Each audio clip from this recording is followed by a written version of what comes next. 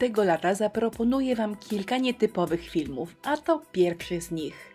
Dziś ranking 5 preparatów, które nasi klienci lubią najbardziej. Ciekawe, czy zgadniecie, który z nich znajdzie się na pierwszym miejscu. Na razie kandydatów przedstawiam losowo: klej do decoupage oraz lakier matowy, biała konturówka, efekt szronu oraz masa super lekka. Zaczynamy. Na 5. miejscu lakier akrylowy matowy. I ja sobie deku bez tego lakieru absolutnie nie wyobrażam. Daje piękny mat, szybko schnie i co najważniejsze, maskuje naprawdę wiele niedociągnięć. Jestem przekonana, że użyłam go w każdej pracy, którą do tej pory zrobiłam. Miejsce 4. Konturówka reliefowa biała. Ja także ją po prostu uwielbiam. Nawet zrobiłam dla Was o niej specjalny film, czyli zawijasy dla opornych. Podlinkuję Wam go pod tym wideo, a tutaj kilka przykładów prac z konturówką. Nawet proste szwy albo szlaczki zrobione właśnie tą konturówką wyglądają rewelacyjnie. Miejsce 3. efekt szronu. W ogóle się nie dziwię, bo ja także uwielbiam ten preparat, a efekt, jaki daje na szkle, jest po prostu fantastyczny. Bez względu na to, czy praca jest letnia, czy zimowa, a może ślubna, za każdym razem jest to efekt wow. Jeżeli ktoś nie zna tego preparatu, to tylko pokażę, że on daje taki nierównomierny, półprzeźroczysty efekt. Bezwzględnie warto go mieć w szufladzie. Miejsce 2.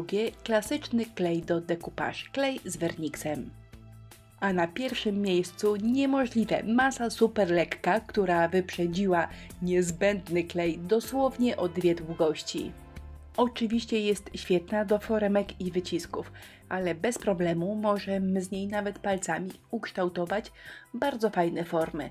Tutaj przykład listków i owoców głogu, a tutaj jeszcze nie gotowa, bo ta praca jest dopiero w przygotowaniu, różyczka.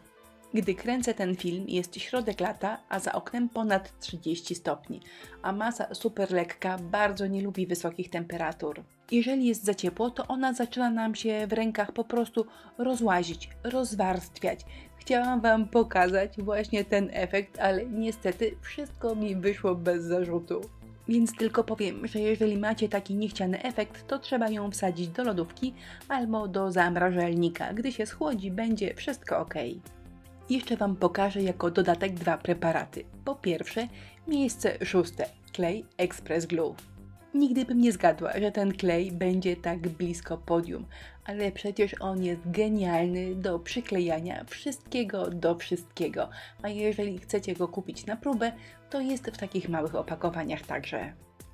A na końcu preparat, który bardzo lubię, ale uważam, że jest troszkę przez wszystkich niedoceniony. Gęsta wersja primera, czyli primer w paście. 2 w 1, świetnie się sprawdzi jako zwykły primer, ale także jako gęsta pasta, na przykład do szablonów. Czy ktoś z Was zgadł pierwsze miejsce? Mam nadzieję, że się podobało. Do zobaczenia.